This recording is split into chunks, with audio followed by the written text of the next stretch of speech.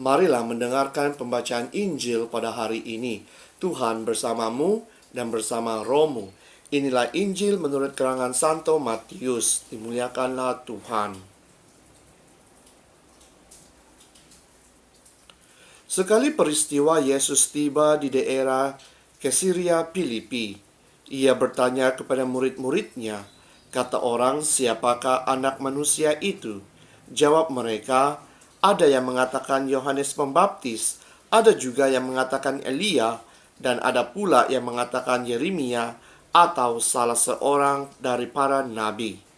Lalu Yesus bertanya kepada mereka, tetapi apa katamu? Siapakah aku ini? Maka jawab Simon Petrus, engkau adalah Mesias, anak Allah yang hidup. Kata Yesus kepadanya, berbahagialah engkau Simon bin Yunus, sebab bukan manusia yang menyatakan itu kepadamu, melainkan Bapa-Ku yang di syurga. Dan aku pun berkata kepadamu, engkau adalah Petrus, dan di atas batu karang ini aku akan mendirikan jemaatku, dan alam maut tidak akan menguasainya. Kepadamu akan kuberikan kunci kerajaan syurga. Apa yang kau ikat di dunia ini akan terikat di syurga, dan apa yang kau lepaskan di dunia ini akan terlepas di syurga. Demikianlah Injil Tuhan. Terpujilah Kristus. Saudara dan saudari yang seiman dalam Yesus Kristus, setiap kita mempunyai sahabat yang baik. Sahabat yang mengenali siapa kita. Sahabat yang mengetahui latar belakang kita. Mengetahui jatuh bangun kehidupan kita. Sahabat ini juga kadangkala menjadi penasihat kepada kita, yang coba untuk membantu kita sekiranya kita mempunyai masalah, yang coba membimbing kita untuk menuju ke jalan yang benar. Jadi setiap kita memerlukan seorang sahabat yang sentiasa berada di sisi kita. Jadi pertanyaan yang harus ada dalam diri kita, adakah sahabat kita itu mampu untuk mengubah diri kita? Di dalam Injil pada hari ini kita merayakan pesta Santo Paulus dan juga Santo Petrus. Kedua santo ini, rasul ini, mempunyai identiti yang kuat di dalam gereja kita.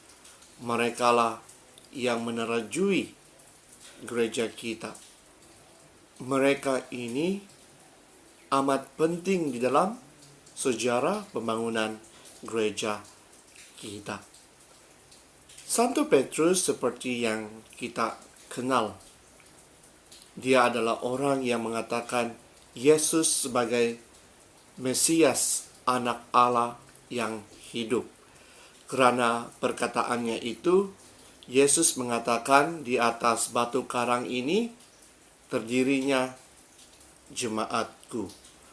Dan seperti yang kita tahu, Petrus juga adalah orang yang menghalang Yesus untuk pergi ke Yerusalem. Menghalang Yesus untuk menderita.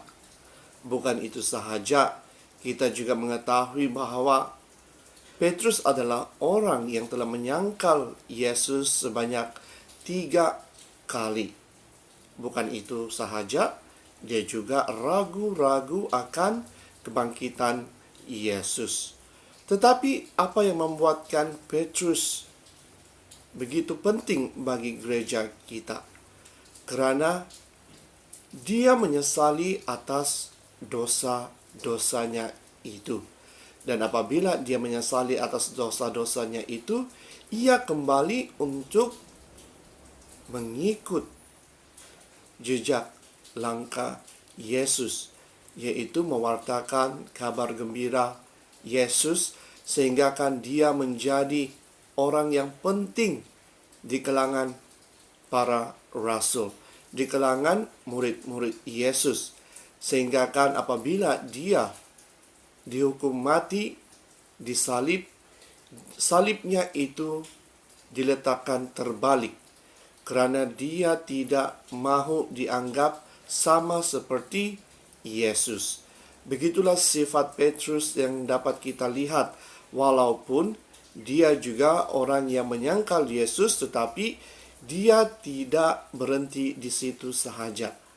Karena penyangkalannya itu telah membuatkan dia menjadi orang yang penting, orang yang telah menyebarkan kabar gembira Yesus, sehingga dia juga dihukum mati di kayu salib dengan terbalik. Jadi bagaimana dengan kita, saudara dan saudari? Adakah kita mau kembali kepada Yesus selepas kita mengetahui bahwa kita juga melakukan dosa, melakukan kesalahan, ataupun kita tidak mau kembali kepadanya? Kita masih mau hidup di dalam kesilapan kita, hidup dalam dosa-dosa kita. Kita harus berpikir, apakah yang harus kita lakukan di dalam kehidupan kita setiap hari. Sekarang kita ingin mengenali siapa itu Santo Paulus. Sebelum Santo Paulus menjadi aktif untuk menyebarkan kabar gembira Yesus kepada orang-orang di sekitarnya, dia juga adalah seorang yang mengejar murid-murid Yesus, yang mendera murid-murid Yesus, yang menghukum dan memasukkan mereka di penjara. Karena Paulus juga yang dikenali sebagai Saulus sebelum dia menjadi murid Yesus, tidak suka mendengar pengajaran-pengajaran yang diberikan oleh murid-murid Yesus. Tetapi selepas dia mengenali siapa Yesus itu, dia telah berubah. Dia menjadi seorang penyebar kabar gembira Yesus yang paling penting. Karena dia pergi ke semua kota-kota bersaksi demi nama Yesus. Walaupun banyak orang tidak menerima pengajarannya, tetapi dia percaya melalui kasih Yesus yang diterimanya itu telah mengubah dirinya untuk menjadi saksi bagi Yesus. Jadi saudara dan saudari, di dalam perayaan Santo Petrus dan Paulus ini, kita juga dapat belajar melalui kesilapan, melalui dosa-dosa kita yang lalu itu dapat mengajar kita untuk menjadi saksi Yesus, untuk sentiasa menyebarkan kabar gembira Yesus kepada semua orang. Oleh itu, marilah kita terus berdoa pada hari ini agar Tuhan akan menggunakan diri kita untuk bersaksi, untuk menjadi seorang sahabat Yesus, karena kita mengetahui siapa Yesus, apakah ajaran-ajarannya. Dan jika kita mengaku bahwa kita adalah murid-murid Yesus, marilah kita mengambil langkah pertama pada hari ini untuk menyebarkan kabarnya kepada semua orang yang mau mengenalinya.